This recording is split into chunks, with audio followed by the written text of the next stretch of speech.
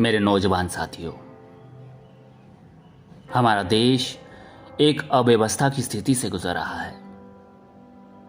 चारों तरफ एक दूसरे के प्रति अविश्वास और हताशा का साम्राज्य है।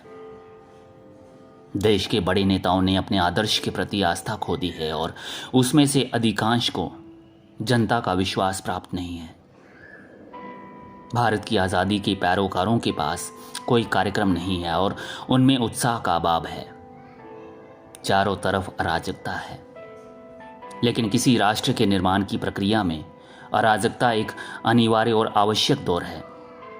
ऐसी ही नाजुक घड़ियों में कार्यकर्ताओं की ईमानदारी की परख होती है और उनके चरित्र का निर्माण होता है।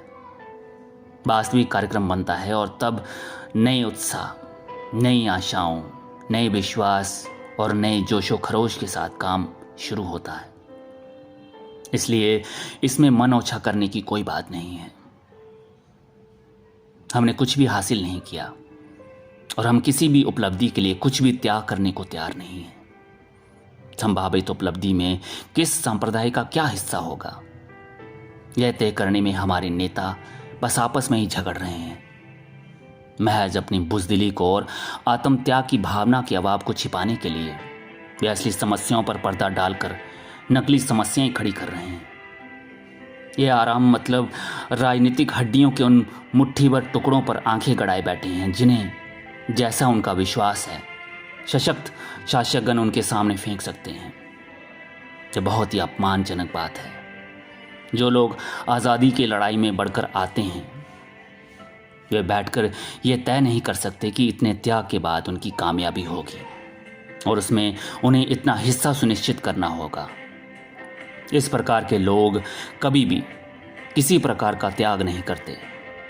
हमें ऐसे लोगों की आवश्यकता है जो बगैर उम्मीदों के, निर्भय होकर, बगैर किसी प्रकार की हिचकिचाहट के लड़ने को तैयार हों और बगैर सम्मान के, बगैर आंसू बहाने वालों के और बगैर प्रशासित गान के मृत्यु का आलिंगन करने को तैयार हों।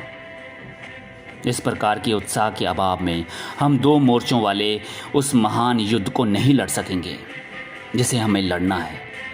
यह युद्ध दो मोर्चों वाला है, क्योंकि हमें एक तरफ अंदरूनी शत्रु से लड़ना है और दूसरी तरफ बाहरी दुश्मन से। हमारी असली लड़ाई खुद अपनी अयोग्यताओं के खिलाफ है।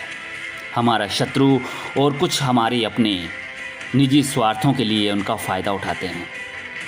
युवकों के सामने जो काम है वो काफ़ी कठिन है और उनके सामने उनके साधन बहुत थोड़े।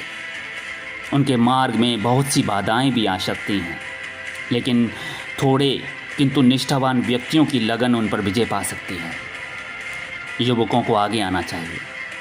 उनके सामने जो कठिन और बाधाओं से भरा हुआ मार्ग है और उन्हें जो महान कार्य संपन्न करना है उसे समझना होगा। उन्हें अपने दिल में ये बात रख लेनी चाहिए कि सफलता मात्र एक संयोग है, जबकि बलिदान एक नियम है। नौजवानों को चाहिए कि वह स्वतंत्रता पूर्वक, गंभीरता से, शांति और सब्र के साथ सोचें। उन्हें चाहिए कि वे भारतीय स्वतंत्रता के आदर्श को अपने जीवन के एकमात्र लक्ष्य के रूप में अपनाएं। उन्हें अपने पैरों पर खड़े होना चाहिए। उन्हें अपने आप को बाहरी प्रभावों से दूर रहकर संगठित करना चाहिए। उन्हें चाहिए कि मक्कार और बेईमान लोगों के हाथों में ना खेलें, जिनके साथ उनकी कोई समानता नहीं है और जो हर नाजुक मौके पर आदर्श का परित्याग कर देते हैं। उन्हें चाहिए कि संजीदगी और ईमानदारी के साथ सेवा, त्याग, बलिदान को अनुकरणीय वाक्य के रूप में अपने मार्गदर्शक बनाएं। याद रखिए कि राष्ट्र निर्माण के लिए हजारों अज्ञात स्त्री पुरुषों के बलिदान की आवश्यकता होती है, जो अपने आराम व हितों के मुकाबले और अपने प्रियजनों के प्राणों के मुकाबले देश की अधिक चिंता करते हैं।